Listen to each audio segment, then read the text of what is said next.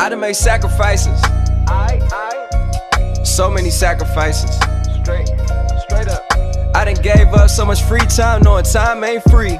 Fuck it, I sacrificed it. My girl showed me love, she know I make sacrifices. And if it's real love, then you make sacrifices. To get it. What's good with you, YouTube? DreadLock 101 back today with another video for y'all. As always, dropping a little science, keeping y'all updated on the dreads. Make sure y'all doing good. Make sure y'all leave some comments below. I like to check in. Make sure y'all good as well. So today, as y'all can see, this has been a very interesting week. A lot of issues have popped up. One of the biggest issues in this country still seems to be a division of race. Unfortunately, still till today in 2017, we got these issues, right? Is this something that we can change? Is there something that we can actually do about this? I believe so. I don't believe that it's everybody's opinion.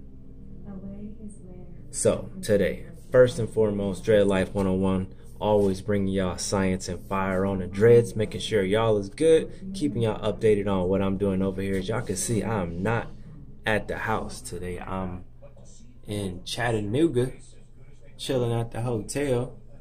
And it's a nice little hotel. Sorry if that was all wobbly and crazy, but had to get the view for y'all. But today, yeah, look, check this out. Still rocking the same dreads, no retwists.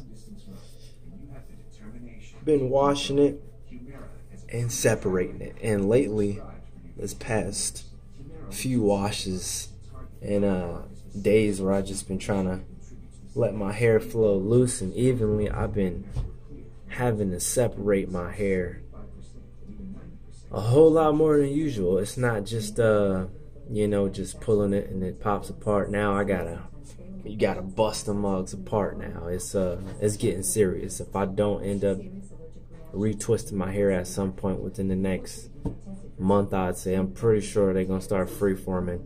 It wouldn't be a bad thing at all. I'm pretty sure at this point I got enough self-confidence for myself to go ahead and pursue that journey of freeform if I chose. But I'm probably just gonna retwist it in September like I've been updating y'all with. So check this out. Came up on a shampoo. Now y'all know, if y'all seen my other videos, I'm not a hair product person. I am anti almost everything because it doesn't take a lot to sustain your hair. Doesn't take much to sustain your dreads once you get them started and once the ends start to bud and lock. So came across this shampoo. Guy that I was working with, he used to be in prison. He was letting me know about it. He grew his dreads out in prison, ended up cutting them. Long story short, he was telling me about this shampoo. I'm like, bro, you was in prison. I'm pretty sure like anything that had a little bit of oil in it was the best thing for you. You in a severely dry atmosphere, on top of you cannot go to the store and just buy whatever you want. So I ended up trying it. You know what it was? Head and Shoulders with almonds. Oh my God. Oh my. Oh. This shampoo is serious for me. I have always struggled with dry hair. I've always struggled with dry scalp. And I don't like applying a whole bunch of stuff on my hair and my scalp just to keep it moist, because it's gonna all run in your face and it's all gonna wash out eventually. But this Head and Shoulders, I gotta say, is probably gonna be my shampoo for a really long time until I find something better than that in the same price range. You know what I'm saying? But Head and Shoulders shampoo with almond keeps my hair moist, brightened my hair, brought back the vibrance to it. Now, I'm not selling this. I don't got a trunk full of Head and Shoulders. So if y'all want to try this out, that's up to you. You go try it out. You let me know how you did it or how I did for you. Maybe you've already tried it. Post a little comment down below. Right? Now, more interesting topic across the nation of America. Charlottesville, North Carolina. Or I'm sorry. Charlottesville, Virginia. KKK members, white nationalists, anti-white nationalists. What's going on? What are we doing? What the is going on in this country that we need to continue to keep things separated like that? It's blowing my mind. I'm pretty sure y'all have seen the news or at least came across the information. But it's 2017 as far as we know, right? Unless you're going off astrological signs and symbols and all that good stuff, and you actually know your birth chart and all that good stuff. That's another topic. But as far as America goes in today's society, 2017, we should not be dealing with them same whack-ass issues that y'all was trying to make popular back in the day. And back in the day wasn't that long ago. It was about 30 to 40 years ago. Seems like a long time, but those people are still alive and still in positions of power. Now, my opinion, you can do whatever the fuck you want to do if you're a grown-ass adult. If you pay your bills and you take care of life, maybe you got offsprings, you can teach and you can be and you can act however you fucking choose to be. But I'm going to tell you one thing. Everything you do comes with a consequence. Every energy that you put out comes back as a consequence. You putting out love, you might get love back. Or you might get love in a form back to you. You put out hate, you're going to get hate back to you, or some form of hate back to you. Now, I'm going to applaud the motherfuckers. Good job for showing your face. Good job for coming out and saying, hey, this is who we are, this is what we like, this is what we don't like, and that's that. What you don't do is act like America is a place that is yours. Let me just bring y'all back to the beginning. This skin, they say, originated Africa, right? That's in the Western Hemisphere. Takes up the majority of the planet. Pale-skinned people come from, they say, Europe, right? Way up above Africa. Above North Africa. Right? If your ass ain't originated here, you're a fucking immigrant. Point blank, period. Now we're going off of history.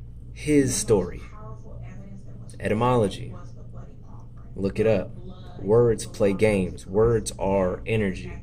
Words are power symbols. That's why they call it spelling. Because you cast spells when you cast words. Right? Let's get a little bit deeper. I'm glad that y'all exposed yourself and you let everybody know who you were. Because there's nothing more dangerous than having an unknown enemy. What you don't want to be doing is walking your dog, minding your own business, and see somebody and not realize that they're your enemy. So thank you for exposing yourself. Now, in the same sense of that, everybody has a right to their opinion. Everybody has a right to free speech, free vote, and all the whatever the fuck the case is in America, right? Cool. Are y'all watching Donald Trump? Are y'all watching this white nationalist movement? He condemned the violence. He did not condemn the white nationalists or the KKK members. Why? The government themselves disbanded the Black Panther movement. The government disbanded the majority of melanated leaders in this part of the world. And if they couldn't destroy them, they paid them off. Where was that intention for this other group, for this other side, for the KKK side? The KKK side is in government. White nationalists is a part of the government. How do we know this?